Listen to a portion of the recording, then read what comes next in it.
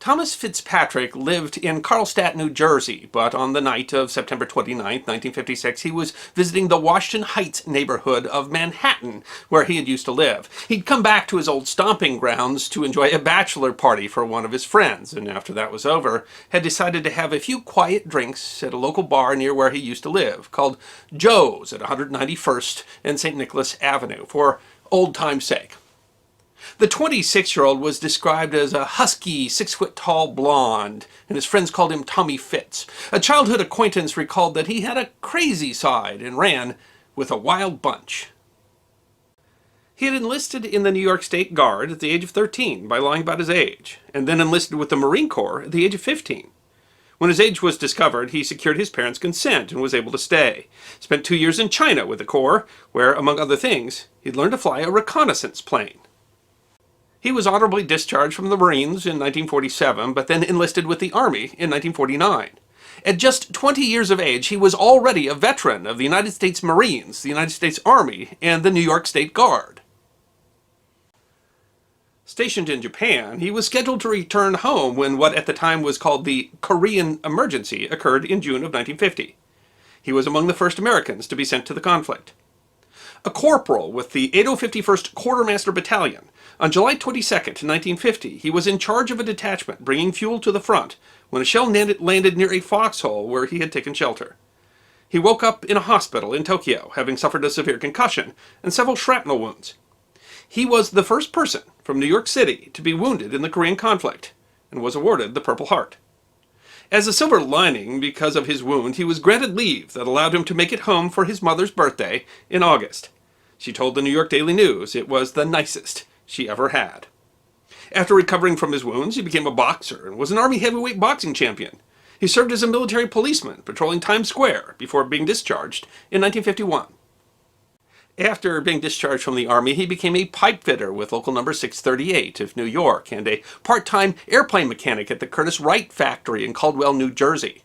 He became a licensed pilot, studied at the Teterboro School of Aeronautics at Teterboro Airport in New Jersey. There is some controversy as to exactly what happened the early morning of September 30th. Tommy Fitz claimed that upon returning home he simply just had an urge to fly. He took an airplane from the Teterboro School of Aeronautics, a red and cream Cessna 120, a small one-engine, two-seat aircraft, that he claimed to have permission to fly, and at approximately 3 a.m., made what the Pittsburgh Post-Gazette described as a breathlessly perfect landing on St. Nicholas Avenue, taxiing to the same bar where he had previously been drinking, in time to have one last drink before the 3 a.m. last call. He told police that he had told the part owner of the plane, David Van Dyke, Jr., that he wanted to borrow the plane and he would settle up the cost in the morning, and had gone flying. But while over Manhattan, he developed engine trouble and was forced to land. His landing was actually quite remarkable. A spokesman for the New York City Police Department Aviation Department described it as a 100,000 to 1 shot and almost impossible. St. Nicholas Avenue was a busy thoroughfare, but it was nearly deserted in the early morning hour when Tommy Fitz skillfully nested his plane between 5- and 6-story apartment buildings. A friend drove Fitzpatrick back to Teterboro to recover his car, and he told the owner what had happened to the plane. The owner, however, disputed Fitzpatrick's assertion that he had permission to take the plane, and when he returned to where the plane was still parked, police arrested him for the charge of suspected grand larceny. The press largely took a comic view of the stunt, but the police less so, as the Democrat and Chronicle of Rochester, New Jersey noted dryly, "The city frowns on the practice of landing aircraft on its congested streets." And the spokesman for the Police Aviation Bureau said, "A great many terrible things could have happened."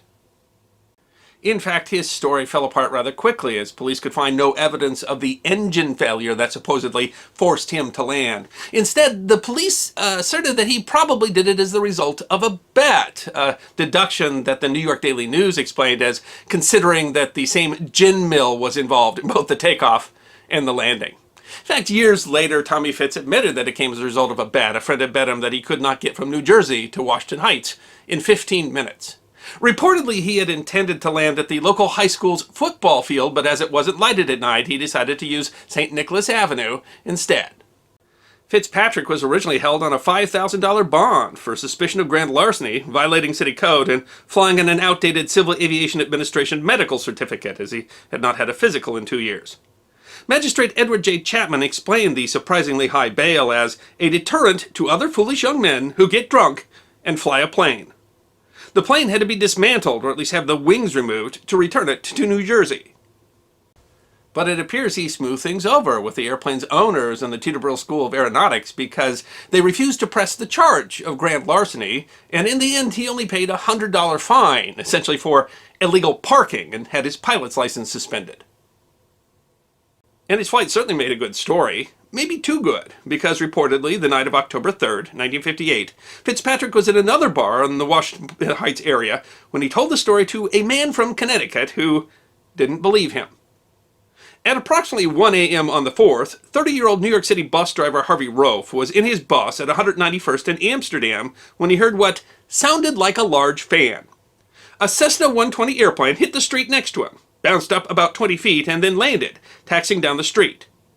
Rofe recalled that first he hit the deck for fear he might get hit by flying glass, and then was thinking, what the hell could you ever say if they pulled you into a safety hearing for having a collision with an airplane? Rofe ran down the street, but by the time he got to the plane, the pilot was gone. Another motorist, 30-year-old carpenter John Johnson, apparently had to slam on his brakes to avoid being hit as the plane literally bounced over the top of his car. He ran down the street to see a 6-foot-tall, 200-pound man in a gray suit running away from the airplane. It didn't take police long to connect that description to the stunt that Tommy Fitzpatrick had played just 2 years earlier. Fitzpatrick at first denied having piloted the plane, but finally admitted to police that the man from Connecticut had driven him to Teterboro Airport, where he determined to prove his exploits to the skeptic. It was another nearly miraculous landing. One witness recalled to the New York Times in 2013 that, I thought maybe they had trucked it in as a practical joke because there was no way a man had landed in that narrow street.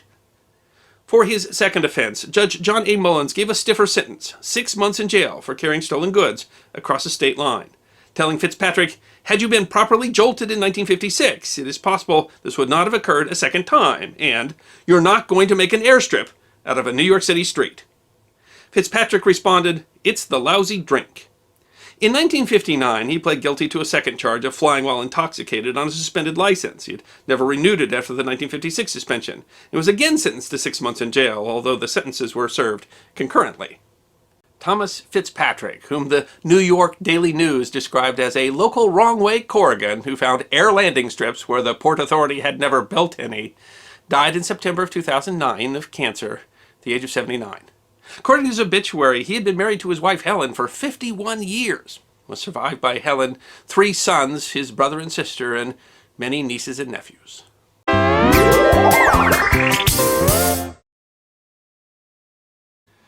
In 1913, a young man presented himself to New York society as the newly appointed consular agent to Pointe d'Aubre, a small country south of Morocco. The introduction got him into some of the nicest restaurants in town, where he met many of the luminaries of the city. It was only as he started to run up tabs at some of those restaurants that someone thought to check his story, and found out that not only was he not appointed consular agent to Pointe d'Aubre, but that Pointe d'Aubre didn't even exist. The man was Stanley Jacob Weinberg, a clerk from Brooklyn who simply decided that being a clerk in Brooklyn was dull and that he would prefer to be somebody else. He spent time in jail for fraud, but that did not seem to dampen that desire to be somebody else. While he was born Stanley Jacob Weinberg, he went by many names. The press called him the Fabulous Fraud from Brooklyn or the Great Deceiver, although later in life he preferred Stanley Clifford Wayman. He was clever and confident in his masquerades, able to fool even Secret Service agents. Yet he never made an effort to alter his appearance, and was usually caught because someone in the press or police recognized him.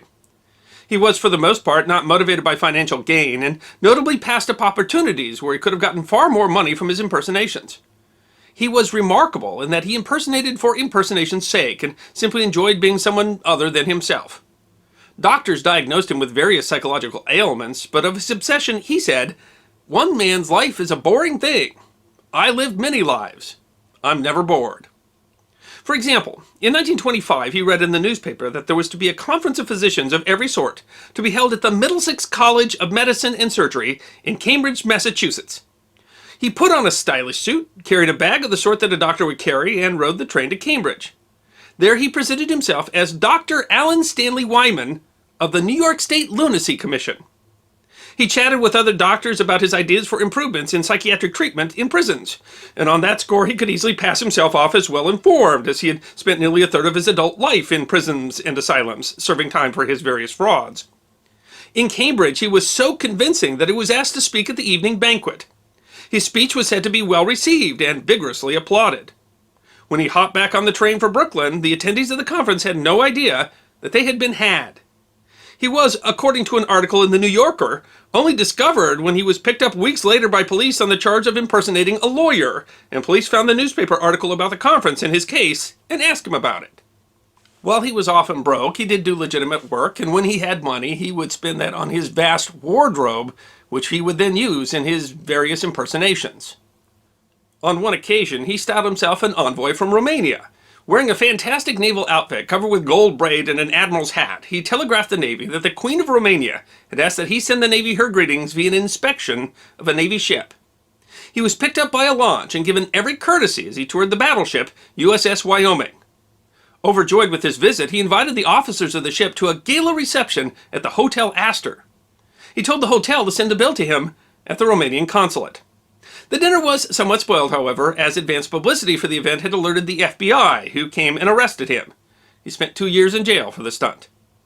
He masqueraded as a French naval officer named Lieutenant Sincere, and in that guise was invited to a stag party thrown by U.S. Vice President Thomas R. Marshall. He dressed as a Navy admiral and showed up at an Army review at the Brooklyn Armory. The Major General was about to take him on an inspection of the troops when a detective, who had been seeking him for another crime, arrested him. When he read in the paper that a princess from Afghanistan was in New York and was frustrated in her attempt to meet the president, he showed up at her door claiming to be the U.S. Undersecretary of State, there to arrange her visit.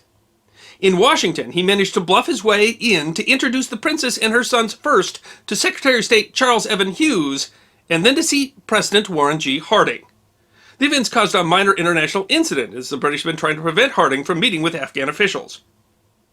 When film star Rudolph Valentino died in 1926, Wayman read in the paper about his devastated fiancée, actress Polo Negri. He grabbed his doctor bag and showed up at her hotel, claiming to be Valentino's personal physician, and said, "Rudy would have wanted me to take care of you." He escorted the grieving actress to the funeral. When police revealed him as an imposter, she refused to press charges, saying that she had never gotten better medical care. When Queen Marie of Romania visited America in 1926, the press was clamoring for an interview, but no one could get in. Knowing his legendary skills, the newspaper The Evening Graphic hired Wayman, who, presenting himself as an Undersecretary of State, gained access to the Queen and got the interview. While his impersonations were usually harmless and sometimes quite humorous, he was arrested for 2 charges that hurt his reputation with the public. During the Second World War, he was apparently running a school to try to teach young men how to avoid the draft by faking illnesses. When the FBI broke in the door of his classroom, he was heard to say, "Class dismissed." It was a serious charge during wartime, and he was sent to prison for 7 years. In 1954, he was convicted of trying to obtain a home improvement loan on a home that didn't exist. Such pedestrian larceny just seemed beneath him. But in the extraordinary life of the man who spent so much time being anyone other than himself, perhaps the most shocking story was the final chapter. In August 1960, Stanley, being no one other than himself, was the night clerk at the Dunwoody Hotel in New York City. 2 armed men entered and demanded that the 70-year-old clerk hand over the money box. He could have given it to them, no one would have blamed him, but he refused. When one tried to grab the box, he held on. It is difficult to know what was running through the mind of a person like Stanley Wayman. Maybe, some contend, he saw the chance to actually be one of the heroes he had so often impersonated. His bullet-riddled body was found the next day. The New York Daily News reported that the Great Deceiver ended his career dramatically as a genuine hero.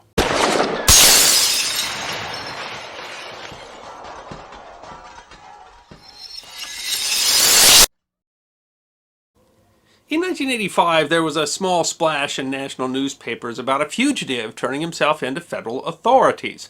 It wasn't a lot of press, given that he had been a federal fugitive, one of the most wanted men in the nation for 40 years. But was most surprising was not just that he was able to avoid an FBI manhunt for 4 decades. What was really most surprising about the man named Georg Gärtner was his crime.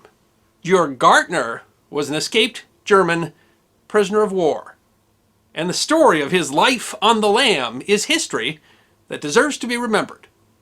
Georg Gärtner was born in the town of Schweidnitz in what was then the Prussian province of Lower Silesia in 1920. Schweidnitz was a town of about 35,000, a relatively rural and remote part of the post-World War I Weimar Republic, perhaps best known as the childhood home of the famous fighter pilot ace Manfred von Richthofen. The son of a railroad official, Gärtner was an accomplished athlete who had won local championships in tennis and skiing, and a proficient student who dreamed of becoming an architect. However, a near-fatal bout of diphtheria at the age of 15 prevented his graduating Oberrealschule, essentially high school. By 1940, Germany was engrossed in war, and with few prospects outside of war, he volunteered to join the army. There he faced more health issues, first pneumonia and then a training injury, and it was nearly 2 years before he could get a combat assignment. He was not able to apply directly to be an officer because of his failure to graduate Oberrealschule, but distinguished himself enough to be promoted to KOB, a designation meaning War Officer Candidate. He attended officer preparatory school and then was sent to a combat unit as a sergeant. After serving enough time in combat, he could be called back to finish officer training and become an officer. Finally ready for service in 1942, he saw a poster calling for volunteers for the Afrika Korps. Commanded by Field Marshal Erwin Rommel, Nazi propaganda had portrayed the Afrika Korps as ever-victorious heroes, and Rommel as an undefeatable legend. Gärtner from rural Silesia was excited about the prospect of adventure, of travel, of certain glory with the vaunted Afrika Korps, and of course, of warm weather.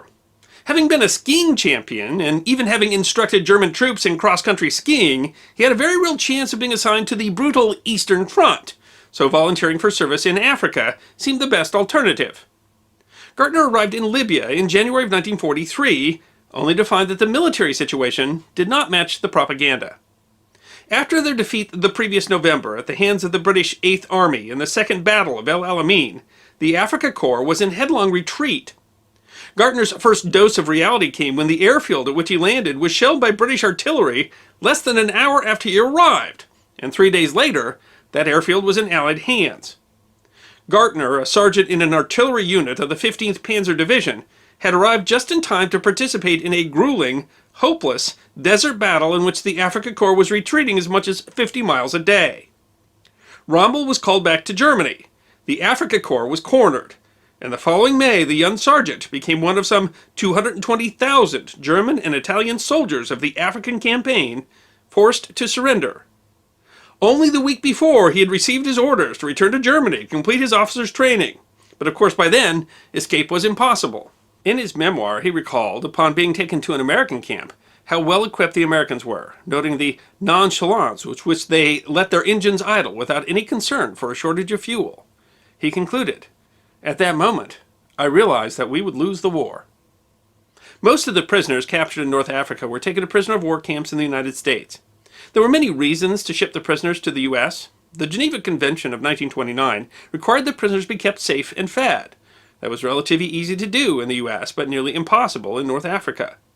Keeping prisoners near the war zone, say in France, would mean that escaped prisoners had a reasonable chance of returning to their own lines and rejoining the fight. That was much harder to do from New Jersey or New Mexico. Britain was facing a significant housing shortage and so had asked the U.S. for assistance. Enlisted prisoners of war could be compelled to work, although according to the rules of the Geneva Convention, they had to be compensated, and the U.S. had need of extra labor, particularly farm labor, with so many of its own fighting in the war. Finally, Germany and Italy would eventually hold nearly 100,000 U.S. POWs during the war. While they were also bound by, and generally followed, the rules of the Geneva Convention, the Germans held in the U.S. were, essentially, a guarantee of good care for Allied prisoners held by the Axis. U.S. Liberty ships were arriving daily with supplies and reinforcements, so prisoners were simply put on the ships for their return voyage, although that placed them at risk of sinking by their own U-boats. Georg Gärtner was now off on another adventure, taken on one of those Liberty ships in June. The man from a small town in Silesia, where most people would never see more than 50 miles from home, was now on his way to the United States. He did have an advantage over most of his fellow POWs. In school he had studied English and spoke the language passably. German POWs in the United States have been called nearly forgotten history. Eventually, some 450,000 Germans and 51,000 Italian prisoners of war were kept in the United States. There were over 700 POW camps in 46 states. Still, Americans were largely unaware of the camps, which by rule were kept away from urban areas and industrial centers for security purposes. And there was an imperative to build the camps in areas where the climate was mild to reduce construction costs, so many of the camps were in the South. Gärtner was moved between camps in Texas and New Mexico, eventually winding up at a camp outside the small town of Deming, New Mexico. German POWs in the United States were treated well. Gärtner noted that the food was not just better than they'd had in the German army, but generally better than what the American public was getting in the time of rationing. Camps offered athletics, books, movies, and college courses, and even occasionally alcohol or beer at the camp canteen, paid in the scrip that prisoners got for work. Gärtner mentioned that there were risks of confrontation with the guards, but a larger risk of confrontation with a few hardcore Nazis in the camp, and in Texas and New Mexico, an occasional risk of running into rattlesnakes. The largest problem, he recalled, was boredom. While German POWs did occasionally escape, as many as a couple thousand over the course of the war, they were almost always caught within the first 24 hours. Generally non-political and happy to be out of the war, Georg was not the type of prisoner who would even consider escape. But that changed in 1945. The war in Europe ended in May, and the POWs began to wonder at how they would be repatriated. Camp conditions declined as the U.S. POWs were coming home, and the U.S. no longer had to worry about their treatment of German POWs to guarantee the treatment of Allied POWs. 2. The guards had become more hostile as concentration camps were becoming liberated in Europe, and the extent of the horrors of the Holocaust were coming clear. According to Gärtner, most of the POWs were as shocked and repelled as the Americans, but the guards became more openly hostile as a result. Worst of all, the POWs found out in the summer of 1945, the U.S. planned to eventually repatriate them directly to their hometowns. They'd hoped to be released in the American zone in Germany, a daunting enough prospect given the devastation and shortages following the war.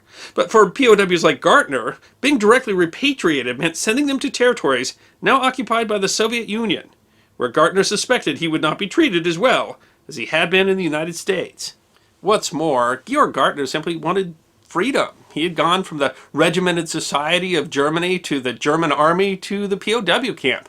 At the age of 24, he wanted for the first time in his life to feel free to make his own choices. He became determined to escape. When he had attended officers' preparatory school in Germany, they had done an exercise where the students had pretended to be escaped prisoners. Their instructors dropped them off on one side of town, and they had to make it to the other side without being caught by their instructors. While the other students came up with elaborate plans, sneaking through sewers or across rooftops, Gärtner had chosen a simple and direct approach. He simply pretended to be a normal citizen, caught a streetcar, and was across town ahead of his instructors. He was the only student to successfully make it. His plan on September 24th, 1945 was also simple. He could see a train track from the camp. He studied the schedule, and one night when the rest of the camp was watching a movie, he waited for a break in the searchlights, crawled under 2 sets of wire, and ran for the train. He hopped on and rode in a freight car the same way many people rode at the time, and the train took him to San Pedro, California. The train turned out to be a stroke of luck. As soon as he was found missing at bed check, there was a massive search. The army interrogated the other prisoners, but he hadn't revealed his plans to any of them. The army guessed that he would lie low in the area and concentrated their search in New Mexico. It does not seem to have occurred to them that he might have ridden off on the train. As another stroke of luck, the FBI considered his escape to be the Army's problem, and it was another year before they started a nationwide manhunt. By that time, he'd improved his English and learned to part his hair and hold his fork like an American. In the booming multicultural California that followed the Second World War, he was able to blend in, lay low, and learn how to become an American. At first, he traveled with migrant farm workers, itinerant jobs where a few questions were asked. He claimed to be a Norwegian immigrant named Peter Peterson. He later took the name Dennis Wiles, derived from the names of a migrant farm worker family he had met. He was eventually able to acquire a Social Security card and then a driver's license under that name. He worked as a salesman, as a ski instructor, and as a tennis pro. At one point he played tennis doubles with actor Lloyd Bridges and palled around at a ski lodge with Robert Stack. When the passenger train City of San Francisco was trapped in an avalanche in the Sierra Nevada mountains in January 1952, as the head of the ski patrol for a local ski area, he was the first to reach the train. A blurry photo of him ran in papers nationwide, even while another photo of him, on wanted posters, hung in post offices nationwide. After repatriation, only 15 of the nearly 450,000 German POWs in the United States were unaccounted for. One by one, they had all been found. After a merchant seaman named Kurt Richard Westphal was found in West Germany in 1964, Gärtner was the last missing German POW. The FBI had run out of leads. They were reduced to searching phone books to find names close to Georg Gärtner. One way that Dennis Wiles managed to avoid capture for 4 decades was that he never shared his secret with anyone. In 1964, he married a divorcee named Jean Clark. After 18 years of marriage, she still did not know his real name. In the end, it was his wife that convinced him to come clean. She had finally become exasperated with his unwillingness to talk about his past, and when he refused to travel with her internationally and wouldn't say why, in reality he didn't have a birth certificate so he couldn't get a passport, she decided it was time to leave him. She'd packed her bags and called a cab, and it was in that moment that he realized they had to tell her the truth, the first person to which he had told his terrible secret in 37 years. His wife then took control of the situation. She found a historian named Arnold Kramer, who had authored a book on German POWs in the United States, and Kramer agreed to co-author a book detailing Gärtner's story. It is called Hitler's Last Soldier in America. She then hired an attorney to manage his turning himself over to authorities. He concluded his book saying, "How lucky I am to have her." After searching for him for nearly 40 years, the FBI decided they weren't interested anymore. As a matter of fact, it wasn't even clear he committed a crime, since his escape had come technically after the war had ended. Similarly, the Immigration and Naturalization Service decided to pursue no charges. Since he had been brought to the United States against his will as a prisoner of war, he hadn't entered the country illegally, and having been married to a U.S. citizen for 18 years, Gene could petition for his citizenship. After his book was finally published in 1985, he went on the Today Show, September 11, 1985, and officially surrendered to Bryant Gumbel. The United Press International headline for the day was, "World War II finally came to an end today." He later found out that his sister was still alive in Germany and had managed to immigrate from East Germany to West Germany and was able to go visit her. Because of bureaucratic delays, he didn't become a naturalized citizen until 2009. Georg Gärtner, or Dennis Wiles, whichever name you prefer, passed away in 2013, at the age of 92.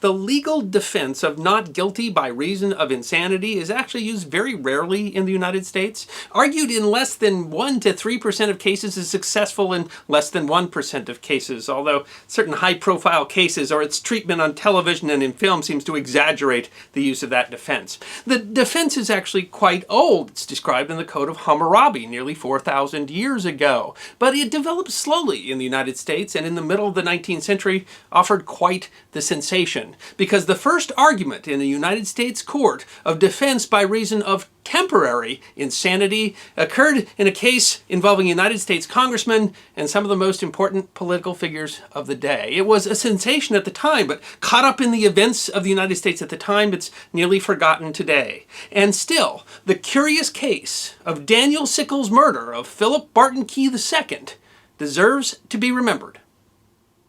In many ways, Daniel Edgar Sickles was the prototype of a 19th century politician.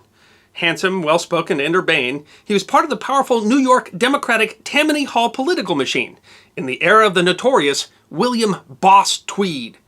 Born the son of a New York politician in 1819, Sickles was the beneficiary of political patronage from a young age, studying for the bar under former U.S. Attorney General Benjamin Butler. Representing the enduring political loyalty of the era, Dan was quickly set along the path of a political career, being elected to the New York State Assembly in 1847. The machine of which Dan was a member was quite powerful.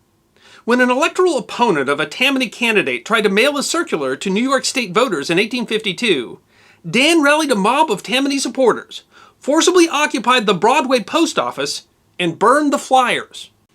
Now, normally, interfering with the mail would lead to arrest and imprisonment and at least the end of a political career, but Dan's Tammany Hall associates made sure that the case never came to trial, and if anything, his political career was enhanced by his felony. This was just one of many misdeeds of Dan Sickles that would have destroyed the political career of a less well-connected individual.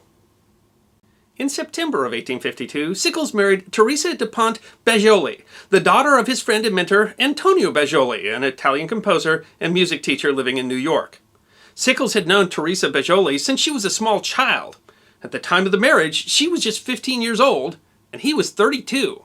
She was known for being especially bright and mature for her age, speaking 5 languages. Both families opposed the marriage, and they were married in a civil ceremony, although they later held a church ceremony. Teresa was universally held to be very attractive and charming, and was very successful in society. But among his other faults, Daniel Sickles was a womanizer. While he may have lied to Teresa about it, he was not shy about it in public. When in 1853 he sailed to England to be part of the U.S. delegation with newly appointed Ambassador James Buchanan, Teresa was not able to come along because their daughter Laura was considered too young to make an Atlantic crossing. So instead, Dan brought a famous New York prostitute named Fanny White, with whom he had a long-time connection, with him to England to the court of St. James, where he even introduced her to the Queen of England. When pressed by a friend over his indiscretions with women, he wrote in a letter, "I have said to you before that I do not deem it a wise course, nor approve of it, nor recommend it to any friend, but I have adopted it. It is mine, and I will follow it, come what may." Sickles not only regularly kept with prostitutes, but engaged in many affairs with both married and unmarried women. After returning from London, Sickles served in the New York State Legislature. His political responsibilities and his womanizing often kept him away from Teresa and Laura, and letters from the time suggest that Teresa felt neglected. But in 1856, Sickles was elected to Congress. Teresa, only 20 years old and described as young, pretty, and very stylish, moved with him to Washington, D.C. It was in Washington, D.C., at the 1857 inauguration of Sickles' old friend James Buchanan as 15th President of the United States, that the Sickles became acquainted with another well-connected politician and lawyer named Philip Barton Key II. Key's father, Francis Scott Key, was also a lawyer, and during the War of 1812, while negotiating a prisoner exchange with the British, was briefly held aboard the British ship HMS Tonnant during the Battle of Baltimore. He had penned a brief poem about the battle called Defense of Fort McHenry. Set to music, the poem, better known today as The Star-Spangled Banner, was quite popular in the United States in the 1850s, but would not officially become the national anthem until 1931. Francis Scott Key had a long career in law, including as the United States Attorney for the District of Columbia. In addition to his famous father, Philip Barton Key II, who usually went by Barton, was the nephew of Roger Taney, who was Chief Justice of the United States Supreme Court from 1836 to 1864. In 1857, Barton Key was the District Attorney for Washington, D.C. A widower with 4 children, he was often described as the handsomest man in Washington society. By all accounts, Sickles took a liking to Key quickly and helped to ensure that he held on to his position under the new administration. As Sickles was still often too busy to accompany Teresa to all the events of Washington society, he apparently encouraged her to attend with his new friend Barton. Their relationship over time became intimate. Barton Key and Teresa Sickles started to be seen together in Washington a lot, so much so that people began to talk, but distracted by his political responsibilities and his own sexual affairs, Daniel Sickles seemed not to notice. The affair became more brazen after Sickles' re-election in 1858. Key rented a house under an assumed name, where he and Teresa would meet. Reportedly, some of Key's associates warned him of the danger of his affair and the lack of care in which he conducted it, but apparently did not dissuade the lovers. But the affair couldn't stay hidden forever. On February 24, 1859, Sickles was opening the daily correspondence on his desk, and in there was a yellow envelope that included a letter that was signed only with the initials RPG. The letter told him about his wife's affair, informed him about the house that Key had rented, and concluded, "Sir, I assure you, he has as much use of your wife as you have." Sickles waited a day to have an associate check out the claim, but on the night of the 26th, he confronted Teresa and extracted a confession from her. The note went into embarrassing detail, including the detail that Mr. Key would stand in the park outside the Sickles house and wave a handkerchief when he wanted to meet. It was thus not opportune for Mr. Key, who didn't know that the affair had been uncovered, that the very next day Dan Sickles looked out his window to see Mr. Key standing in the park, looking at their house, waving his hanky. Sickles came at Key in a rage and shouted, "Key, you scoundrel! You have dishonored my house! You must die!" Sickles pulled a derringer from his coat and shot, injuring Key's hand. Key stepped forward and the two struggled for a moment and Sickles dropped the gun. But Sickles shook free and pulled out another pistol. Unarmed, Key cried out, "Don't murder me!" and threw the only item he had with him, a pair of opera glasses, at Sickles. Sickles responded by shooting Key in the thigh. Sickles was yelling now, attracting witnesses. Key stumbled and said, "I'm shot!" Falling to the ground, he shouted, "Don't shoot me! Murder! Murder!" Sickles pulled the trigger again, but the gun misfired. Sickles cocked it another time and shot Key in the chest at close range. He then pointed at Key's head and pulled the trigger one more time, intending a coup de grace, but the gun again misfired. Witnesses finally pulled him away before he could try another shot. This all occurred on Pennsylvania Avenue in front of Lafayette Square in broad daylight within sight of the White House. Some bystanders carried Key away to a nearby tavern where a doctor who had come running after hearing the shots examined him. The bullet to the chest had punctured his liver and blood was filling his chest cavity. He was drowning in his own blood. The doctor asked Key if he had any last messages for his children, but he was unable to respond. He expired shortly thereafter. Dan Sickles went to the house of a friend, a man named Jeremiah Black, who was the Attorney General of the United States, and surrendered his pistol. Black summoned the police to take Sickles to a magistrate. At this point, you might think things look bad for Daniel Sickles, what with the murdering an unarmed man in cold blood in front of witnesses in broad daylight a block from the White House. That might even undo the career of a politically well-connected congressman, were it not for a Scottish woodturner named Daniel Macnaghten. In London, in January of 1843, Mr. Macnaghten had shot a civil servant named Edward Drummond, apparently thinking that he was the British Prime Minister, Mr. Robert Peel. It turns out that Mr. Macnaghten had delusions of persecution. Mr. Macnaghten was found not guilty by reason of insanity and spent the rest of his life in various asylums. The standards created in his case became known as the Macnaghten Rules and were used as a precedent in many common law countries, including the United States.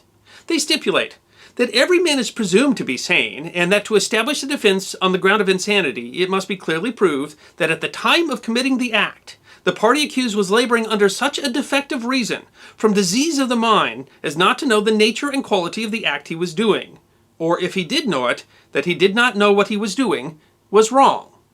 Sickles hired multiple attorneys for his defense, including Edwin Stanton, a nationally renowned attorney and close associate of Attorney General Black, and of course, the future U.S. Secretary of War. But chief among Sickles' legal team was James Topham Brady, a renowned New York criminal attorney and part of the Tammany Hall Circle, who had ever only lost one criminal case. While much of the public was sympathetic to Sickles, the case was very challenging. The defense team used a novel twist of the insanity defense in the Macnaghten Rules, that of temporary insanity, arguing that Sickles was so overcome by news of the affair that he temporarily was unable to distinguish right from wrong. In fact, the public opinion had turned in Sickles' favor, and society reeled at Key's behavior with a married woman and Teresa's moral turpitude, ironic given Sickles' history of womanizing. The jury deliberated for just over an hour before declaring a verdict of not guilty. The verdict met with wide national approval. Setting aside the relevance of the temporary insanity defense, it's clear that Sickles was treated differently throughout the process. While he was in jail, for example, he was allowed to use the warden's office. His meals were catered by a fine hotel, and he was allowed open access to visitors, which included, for example, the mayor of Washington, D.C., and the U.S. Attorney General. Ironically, Sickles had killed the man who would usually prosecute the crime of murder in Washington, D.C., the district attorney. As it was a federal district, his replacement was appointed by President Buchanan, a political ally and personal friend of Daniel Sickles, whom some claim had bribed a witness to the murder to leave town. Many argue the man he appointed as the new DA, Robert Ould, was not up to the task of the prosecution. For example, it was very strange, given the defense used, that Ould failed to present evidence of Sickles' own history of infidelity. Despite the initial public support for his acquittal, Sickles then did something that enraged the public. He forgave Teresa, and they remained married until her death from tuberculosis in 1867. The public was angry because the entire defense argument had been that her actions were so unforgivable that Key's punishment was justified. His reputation in tatters, Sickles decided not to run for re-election to Congress, and once again, a lesser man's career might have been destroyed. But shortly thereafter, in 1861, the U.S. Civil War started, and Daniel Sickles would again rise to national attention.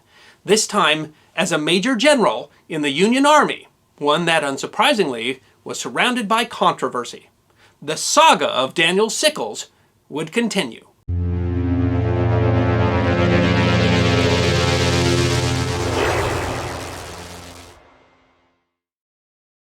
I have sometimes been asked, as the history guy, why we remember bad people and bad actions. I mean, isn't there some history that doesn't deserve to be remembered? To me, the simple answer that it's history is enough, but there are other reasons as well. One of the primary reasons that we learn history is as a cautionary tale. We remember bad people and bad actions because we don't want to repeat them. Sometimes it's that a bad person is so good at being bad that it just makes you wonder what they might have done if they'd turned their life towards different pursuits. And sometimes it's just a good story, a ripping yarn that reminds us that history does not have to be boring. And I guess all of the above apply to the life of Jefferson Smith, a scoundrel, a very bad man, and yet a man whose history deserves to be remembered. Jefferson Randolph Smith II was born in Georgia in 1860. His father was a lawyer and his family was wealthy. He developed the manners of a Southern gentleman, but the family wealth was lost in the Civil War, and his alcoholic father struggled to support the family. They moved around, winding up in Texas in 1875. At just 16, Jeff Smith drove cattle down the Chisholm Trail to Abilene. He was apparently quite capable, but cattle drives are very hard work. At the end of one drive, he came upon a man who was doing the shell game. It's a simple game that uses 3 walnut shells and a dried pea. Put the pea under one of the shells, you move them around, and the players bet on where the pea is. Versions of the shell game go back at least to ancient Greece. While it appears to be gambling, it's actually a type of confidence trick, or con. The game operator, called a sharp, uses sleight of hand to move the pea. The bettor always loses. The game is not as simple as it appears. Not only does it require careful play to not get caught, but it depends upon the sharp earning the audience's confidence, often distracting them with their speech. Sometimes conspirators are used to make the game appear real. Such people are called shills. Sometimes the sharp allows a player to win occasionally to make the game appear real. Sometimes the game itself is a distraction, and the player's pocket is picked while they are distracted. Good sharps are skilled at getting players to choose wrong and goading them into betting more. The man took all of Smith's trail money, but instead of getting angry, Smith cajoled him into teaching him the trade. Smith was a good fit for a confidence man. Well, not necessarily handsome, his genteel manner and southern accent were disarming, and he had a silver tongue. He had great dexterity and a sharp wit, and he would come to master the trade. The newspaper, the San Francisco Call, would later say of him, "There is not a trick known to confidence men in which Smith is not an expert." He made an early living on the bread and butter of the trade, the shell game, a similar game called 3-card Monte, or just cheating at poker using marked cards. He was good at it. He would use shills, accomplices, to make the games look real and get people to up their bets. But these kinds of cons, called short cons, meaning fast swindles, had their limits. Confidence men had to move on quickly before locals became wise to their tricks or too angry at their losses. It was an itinerant life. Smith spent years moving from town to town, mastering his trade. But he found new opportunities in the Colorado town of Leadville. When Jeff Smith arrived in Leadville around 1885, it was a busy silver mining town. Rough and tumble town had already attracted famous gamblers like Doc Holliday and Alice Ivers, known as Poker Alice. Being a boom town, Leadville was a wild place that, while not completely without law and order, was largely untamed. The advantage of a town like Leadville is that it was always getting a new influx of miners seeking their fortune. A con man could find new suckers without having to leave town. By some accounts, it was in Leadville that Smith learned and then perfected the con for which he is most famous, the soap swindle. The game was fairly simple. Smith offered passers-by a chance to buy soap at a very high price, $5 a bar, claiming that he had put some money, $50 or even $100 bills, in the packaging of some of the bars. A person can buy a bar of soap for $5 with a chance of striking it rich, and if they don't find money, at least they'll have soap. The scam works much like the shell game. Shills are used to make it appear real, and once they see the money, the suckers buy up all the soap at far more than its value. Smith was so associated with that particular con that it earned him his nickname. When he was finally arrested for the swindle in Leadville, the deputy sheriff who arrested him was so flustered by the crowd of angry people who had been swindled that he forgot to ask Smith his first name, and so on the arrest warrant simply wrote Soapy. The nickname Soapy Smith stuck. But the arrest marked the end of the scam in Leadville, and Soapy had to move on. He became determined to find a place where a confidence man could operate without being constantly forced to move on. His goal was not just to play the con, but to build a network of fellow cons, thugs, bribed and coerced officers, and officials that allowed him to operate without fear of arrest. He found that place in Denver, Colorado. In Denver, Smith built a gang that slowly took over the city's criminal element. For all the scams, both short and long, half the money went to Soapy. He used the money not just to bribe police, judges, and elected officials. By 1889, newspapers claimed he was bribing both the mayor and the chief of police. But he also had people like bankers on his payroll who would help him to identify wealthy targets for their scams. His gang did not just include a wide array of grifters, but also people skilled at finding and steering potential victims to the various scams. The steerers used a number of tools, including so-called grip men. Grip men had, through years of practice and research, learned the hand signals of various lodges and secret orders that were common in America. Using those, they could gain a person's trust and then send him off to a dishonest casino or one of several businesses that were fronts for various scams. A victim of such a man later described how one of Soapy's grip men drew him into a scam where he lent money to a stranger. "I just entered the Knights of Pythias. One of the strangers saw my pin and gave me the grip of the order. I felt very brotherly." The gang also kept barbers on the payroll. The barbers not only played their own short con, a bait and switch where they promised a cheap shave and cut and ran the prices up with extra amenities, but they would also strike up conversations with new customers. If they found out things suggesting the man had money to take, they would cut a small notch in the back of their hair that Soapy's steerers could recognize. By some accounts, this was the origin of using the term mark to refer to the target of a crime.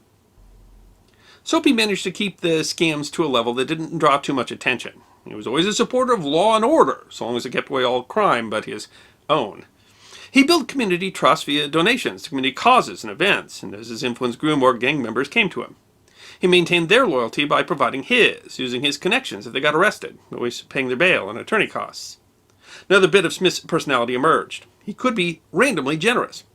Donations to widows and orphans funds or to build churches may have been to build trust with the community to protect his rackets, but if he ran into someone on the street who was down and out, he might buy them a meal or a new coat. One reporter who had actually clashed with Smith recalled seeing him in the street. Smith noticed the man's hat was worn and bought him a new one. When he asked why, Soapy said that he had won some money gambling. He was on his way to the bank to deposit it and was trying to spend as much as possible before he got there.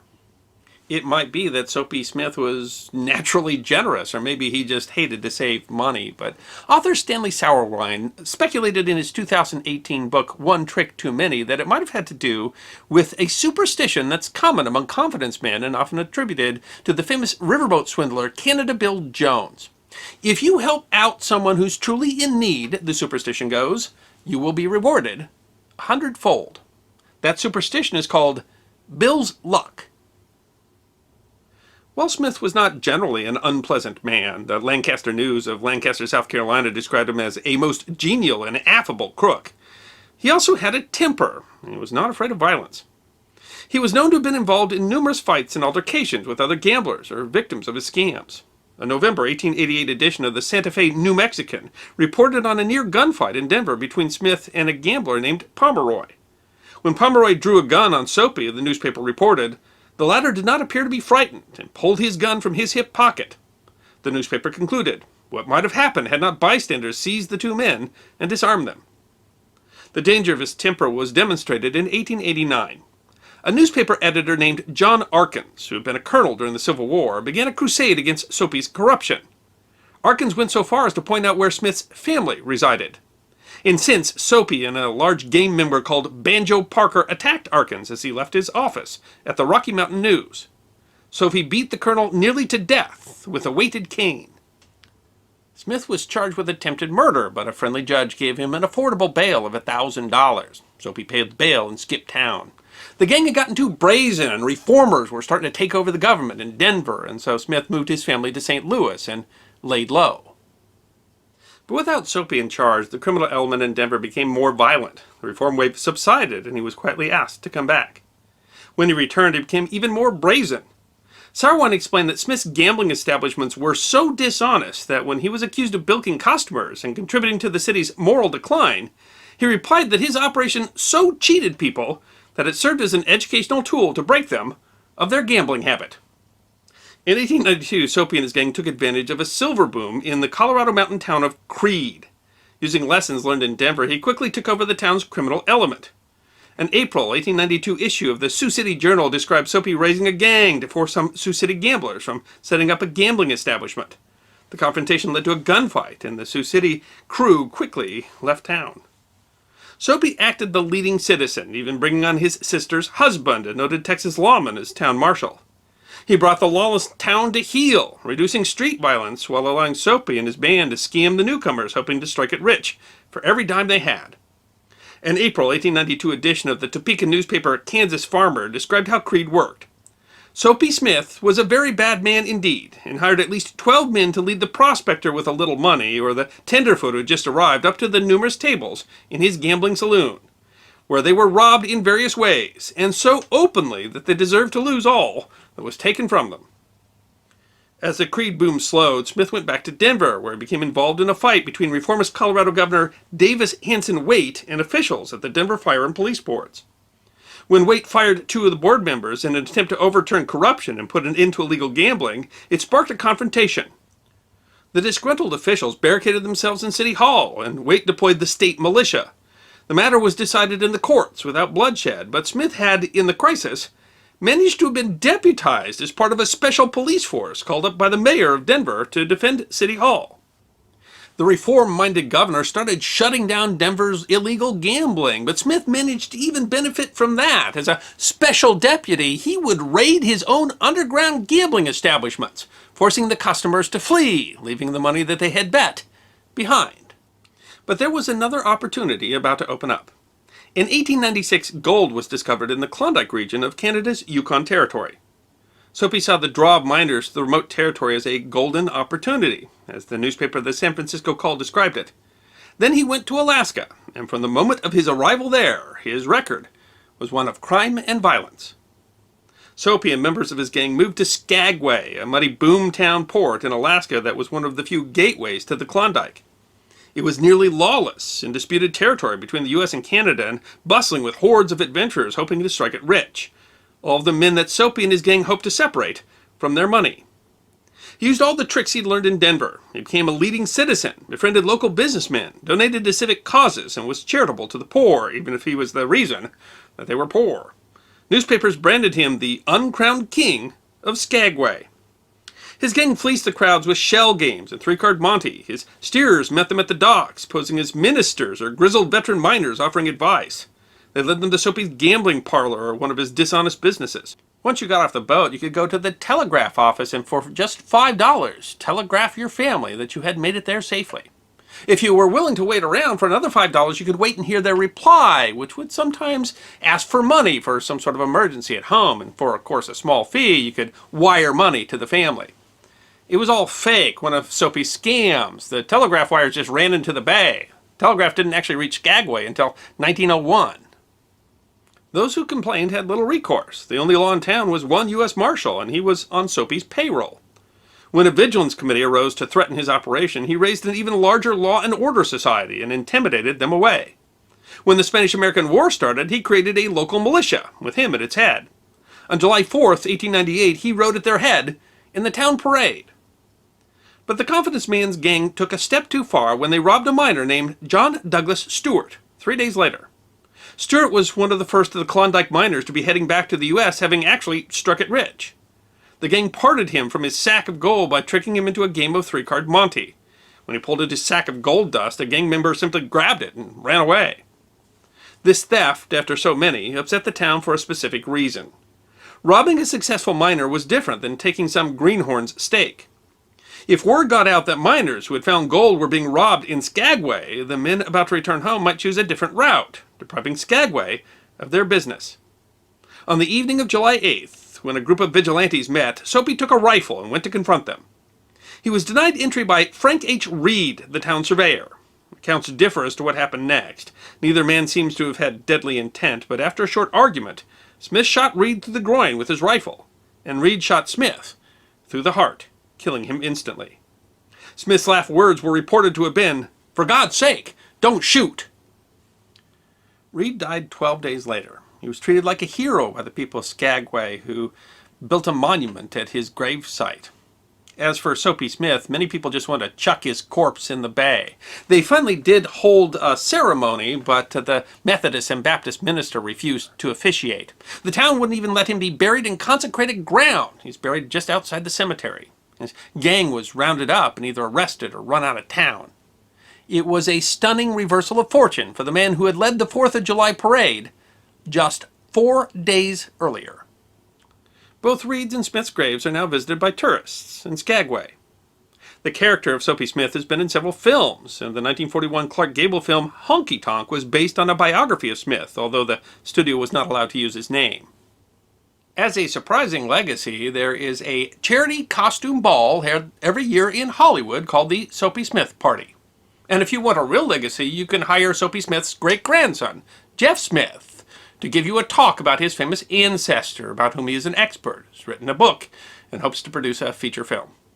In the end, it's kind of hard to divine what kind of lesson we should take from the life of Soapy Smith. While he was a complicated man, he was also generally described as a scoundrel and a very bad man. Certainly his story is a ripping yarn, it's just fun to hear, and his violent death a cautionary tale about the inevitable consequences of a life of crime. Newspapers at the time said of him, "He died with his boots on." Perhaps for someone like Jefferson Smith, that's exactly the epitaph that he would have wanted. I hope you enjoyed this episode of The History Guy. Check out our community on thehistoryguyguild.locals.com, our webpage at thehistoryguy.com, and our merchandise at teespring.com, or book a special message from The History Guy on Cameo. And if you'd like more episodes on Forgotten History, all you have to do is subscribe.